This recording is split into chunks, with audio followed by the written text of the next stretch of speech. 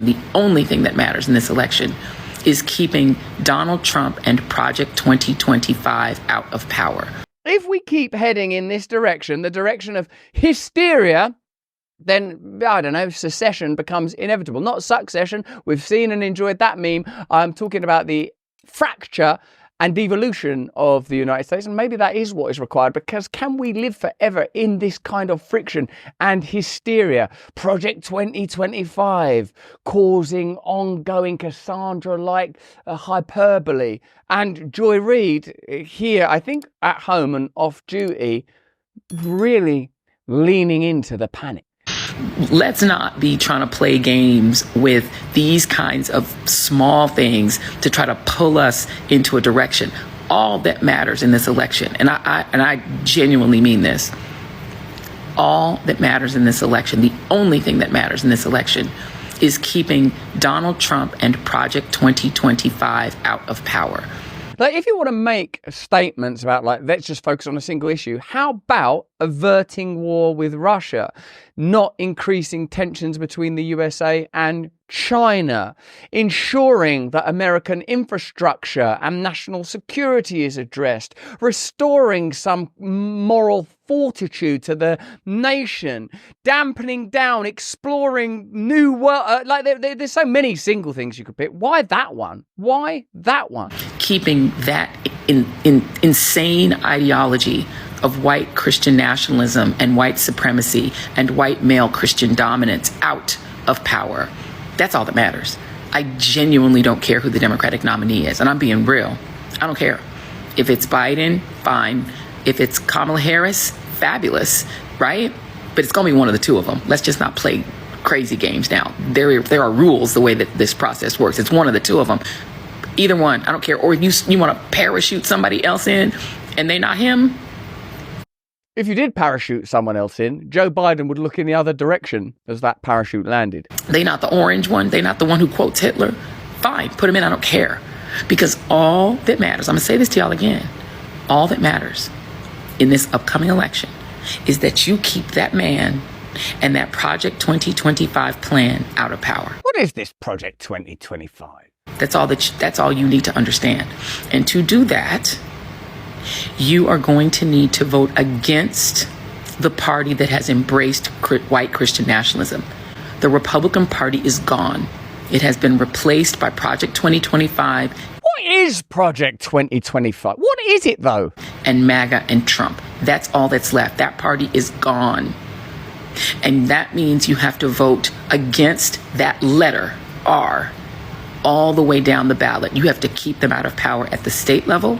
Let's have a look at what Project 2025 is. And to ensure that we're not taking a biased perspective, let's look at the New York Times. What would they have us think about this? Project 2025 was spearheaded by the Heritage Foundation and like-minded conservative groups before Trump entered the 24 race. The Heritage Foundation is a think tank. So it's a think tank. It's like, what should we do to shape the Republican Party, including, it says here, personnel and policies. And it's been around since the Reagan presidency. The project was intended as a buffet of options for the Trump administration. That could be unhealthy, and you could end up putting, I don't know, shrimp next to chicken. It could be awful. It is the latest installment of the Heritage Foundation's Mandate for Leadership series, which has compiled conservative policy proposals every few years since 81, but no previous study has been as sweeping in its recommendations or as widely discussed. Much of the plan's nearly 900 pages detail extreme executive branch overhauls. Among many recommendations, it lays out plans for criminalizing pornography, disbanding the commerce and education departments, rejecting the idea of abortion as healthcare, and shredding climate protections. So in a way, though, it's a bunch of ideas and a bunch of ideals, probably comparable to think tanks on the left or on the Democrat side of the aisle that would have proposals and areas of policy discussion and plans they would like to implement in the event that they were in office. I think that what's startling about this is a new artifact has emerged that can generate hysteria and division when all of us intuitively sense, surely at this point, that what we require are opportunities for unity. We live, don't we now, we can say with some certainty, in an extraordinary cultural space. For a long time, we've been discussing the silos that have emerged as a result of bespoke media. Legacy media, centralized media has lost its grip, is losing its grip on the minds of nations and the mind of the planet. And we are seeing an attempt to reassert the control that they could take for granted just 50 years ago. So something like Project 2025 will ultimately be used by both sides of the political and cultural argument in your country to further ossify division. That's my prediction, when really what it just seems like is a bunch of ideas around quite traditional conservative tropes like, look, take this paragraph by paragraph. It calls out the National Oceanic and Atmospheric Administration, which includes the National Weather Service, as one of the main drivers of the climate change alarm industry. Okay, so like presumably, big energy backers of the Republican Party will be interested in pursuing policies in that direction. Trump wrote in a post on social media on Friday that he knew nothing about Project 2025 but disagreed with parts of it. Some of the things they're saying are absolutely ridiculous and abysmal. He did not specify which items he was talking about. Now, you will have already seen, I presume, Ben Shapiro's very impressive performance at the House Judiciary hearing where they talk about Project 2025. We can't continue to bring you this beautiful content without the support of our partners. Did you know that Americans are absolutely full of excretia? And Americans have more colon rectal disease than any other human group anywhere on the planet. That is because you don't eat enough fiber. You're glugging down the milk. You're glugging down the meats. You're not getting no fiber in your diet. Yoga, weights, cardio, every exercise and sport are negatively impacted. That is why you need Dr. Schultz's intestinal formula #1. Do you know what it does? It promotes regular bowel movement. Dr. Schultz is going to make your poop into your dupe, your rube. You will be in control. You've got to take Dr. Schultz's intestinal formula #1. Visit herbdoc.com/brand for 25% off the product. You'll be better at sport. You'll be sleeping better. Visit herbdoc.com/brand, 25% off. Now, you'll excuse me, I have to kiss the sky. Oh, that won't work. Oh, I suppose it could work.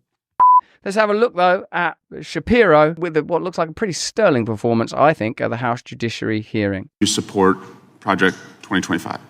I think, like President Trump, I haven't looked all that deeply at Project 2025, but it seems that Democrats on this committee, sort of like Peter Pan and Tinkerbell, if they say Project 2025 enough, their presidential candidate becomes alive again. Well, let's just talk about pieces of it, and I guess you can tell me if you support it. You probably want less bureaucracy, right? I do. I want less bureaucracy. You want more efficiency? I do. I want more efficiency. You want taxpayer money spent wisely?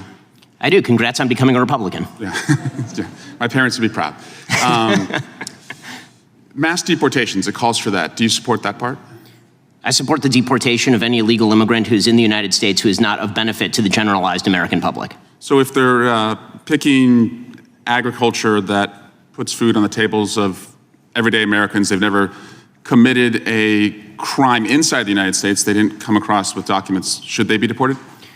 If they have not paid taxes and if their draw on the taxpayer benefits are larger than the contribution they are making to the economy, or if they're involved in criminal activity, they should be deported. How do we measure that? The same way that the IRS measures my income every year. It seems like if the IRS can track down every aspect of every receipt that I've ever submitted, and they can do so for hundreds of millions of other Americans, they can do that for illegal immigrants as well, except for the fact that no one knows how many are in the country thanks to this administration. So you would be cool with creating a system where they could pay those taxes if they wanted to and then stay and work and put food on our table? It depends on how long it would take for them to pay the taxes, and they would also have to go presumably to the back of the line, although I'm not sure why I'm testifying about immigration policy at this point. It's interesting, actually, because one of the things that's been exposed by the advent of independent media is that there are people in positions of punditry that appear to be more lucid and intelligent than their political counterparts, as this exchange demonstrates. There's no question that Ben Shapiro is a better debater and a more accomplished intellect, and due to his legal training, I suspect, a more cogent constructor of on-the-fly arguments than this dude. What I take from this as a whole is the impossibility of retaining structures that are not in themselves rigorously they're not rigorously achieved. They don't withstand scrutiny. Like, because look at this argument now. Like, Ben Shapiro is easily able to go, well, if you can track my tax and through the IRS, why can't you set up bureaucracies and institutions to handle immigration? Don't you feel like from every direction the sustainability of this system is quaking, and the only way to sustain a system that can't be sustained through its own proficiency is through authority, necessarily, isn't it? You will have to find reasons to become more authoritarian, because you might think, I'd rather live in Ben Shapiro world, and there'll be some people, I suppose, that go, I'd rather live in Mr. Swalwell world, and there'll be other people yet who find various other principalities and ideological domains within which they would rather live, and that's possible now, and that's achievable. It's likely, were it not for considerable resistance, and I would say the resistance comes primarily in the form of fear, escalating fear around war, health crises, cultural crises. As long as people are kind of bewildered by fear, we don't really have the time to say, do we have to live within these institutions? They're plainly not working. How about banning the abortion pill? That's part of Project 2025. Do you support that part? I think that that's a state-by-state issue on a personal level. I'm just asking you. Sure, I'm a fully pro-life person, which means that I'm not in favor of the distribution of the abortion pill. Banning same-sex marriage, what about that part? I am in favor of traditional marriage between a man and a woman, and I'm perfectly fine with anyone having any sort of voluntary sexual arrangement they seek. That's a different thing from whether the government should attach benefits to that personal relationship. But you think it's a sin to have same-sex marriage? I mean, I'm confused. Are you asking me as a religious Jew what I think about biblically? I'm just asking, is it a sin to be gay? Is it a sin to be gay? I mean, how long do we have here? 2 minutes? I mean, if the basic idea is that sexual orientation is up for government regulation, I'm not in favor of the government regulating the private consenting sexual activity of adults. That is a different thing, once again, from whether the government ought to engage in actual benefits for particular sexual arrangements that adults make. But again, just you to me, is it a sin or not? From a religious Jewish perspective, orientation is not a sin, but activity is. That's also the same perspective of most major religions, so far as I'm aware. Okay. He's walked himself into a mental conversation, dear old Eric Swalwell, because now he's got to... he's not just arguing with Ben Shapiro, he's arguing with Judaism in the same way that if he was with a Christian or a Muslim, he would have to take on their theology. And it seems that someone like Ben Shapiro, even as a devout Jew, is, I don't want the government regulating people's private sexual conduct. So what is the point of this argument? What's the point in setting up this argument? It seems that Ben Shapiro had it right in the first few minutes when he said that there's an attempt to use Project 2025 as a defibrillator for disenchanted and disillusioned Democrats who now have realised that their own establishment, their own party, their own ideology is as decrepit as the man who stands as its central symbol.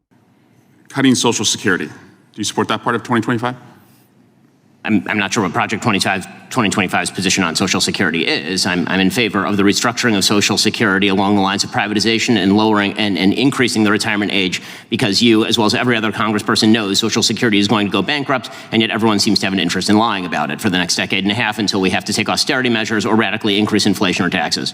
And bans against books about slavery. Do you support that part about? Why would I possibly be in favor of bans about books about slavery? That would be absolutely ridiculous. What I am in favor of is the idea that school libraries should be able to make decisions along the lines of what exactly is appropriate for, say, a 7th grader and whether they ought to be treated to cartoons and genderqueer. That's not quite the same thing.